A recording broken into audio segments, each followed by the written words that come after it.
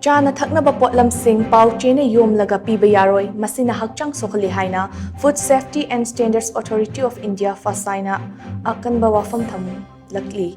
Pao asina hai lebak asigi Chanaba amoina khangdabadagi natraga khangna hakchang sokningai oi hairagasu Paoche singda Chana thaknaba Potlam sing Yomlaga Piba thabak asi hauziksu adumak tawraga leiri. Maram aduna Fssai asigumba Paoche singna Chana thaknaba Potlam sing Yomlaga Piba Yaroi masina hakchang da shok-halli haiba wafam thamlakli.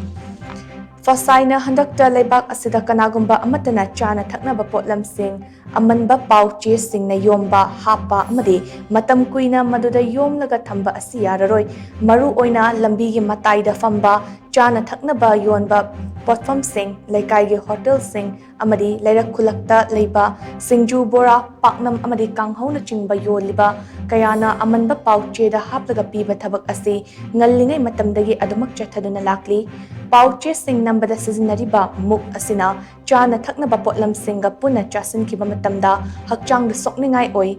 Paoche nambada sizinariba muk asida bioactive oiba machak yauri masina Chanaba Potlam singa yansina kiba matamda haksel da chauna akaiba pi.